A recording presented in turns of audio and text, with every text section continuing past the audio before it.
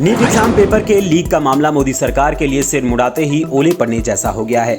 NTA को लेकर सरकार की नरमी सरकार पर ही भारी पड़ रही है और मौके की ताक में घात लगाकर बैठे विपक्ष के लिए बैठे बिठाए ही प्रधानमंत्री नरेंद्र मोदी के खिलाफ मुद्दा हाथ लग गया है।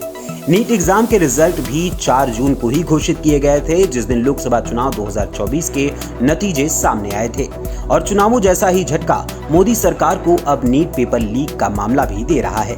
24 जून को संसद सत्र शुरू हो रहा है और पेपर लीक को लेकर पूरे देश में कोहराम मचा हुआ है। कांग्रेस नेता राहुल गांधी ने प्रधानमंत्री नरेंद्र मोदी को कटघरे में खड़ा करते हुए एक प्रेस कॉन्फ्रेंस के दौरान कटाक्ष करते हुए कहा कि सुना है कि वो यूक्रेन वॉर तक रोक देते हैं, लेकिन देश में पेपर लीक क्यों नहीं रोक पा रहे हैं या फिर वो रोकना ही नहीं चाहते हैं।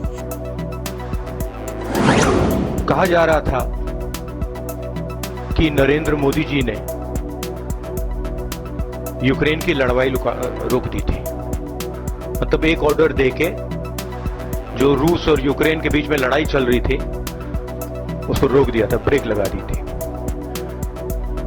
इजराइल और गाजा के बीच में जो लड़ाई चल रही थी उसको भी नरेंद्र मोदी जी ने रोक दिया था, मगर किसी ना किसी कारण जो हिंदुस्तान में पेपर लीक हो रहे हैं उसको नरेंद्र मोदी रोक नहीं पा रहे हैं या रोकना नहीं चाह रहे। मेडिकल में दाखिले से जुड़े नीट पेपर लीक का मामला बिहार तक पहुंच गया है।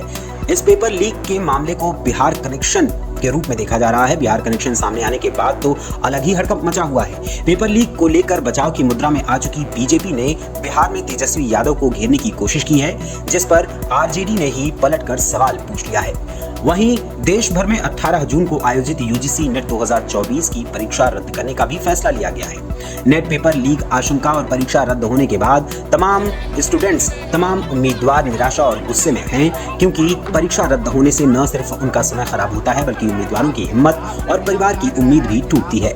ऐसे भी कई उम्मीदवार परीक्षा देते हैं जिनका परिवार शायद आगे परीक्षा में बैठने का चांस भी न दे।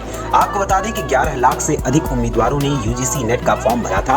18 जून को एग्जाम हुआ, लेकिन national cyber crime threat analytics division यानी NCTAU ने परीक्षा में विसंगतियों की कई शिकायतें मिलने के बाद अपनी जांच शुरू कर दी।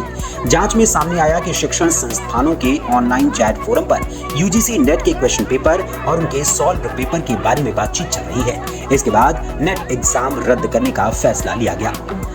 वहीं सरकार ने काफी जद्दोजहद के बाद नीट एग्जाम के मामले में केंद्र ने सुप्रीम कोर्ट को बताया कि उन्होंने ग्रेस मार्क्स रद्द करके उन 1563 छात्रों को री एग्जाम या बिना ग्रेस मार्क्स के नीट यूजी की काउंसलिंग में शामिल होने का विकल्प दिया है।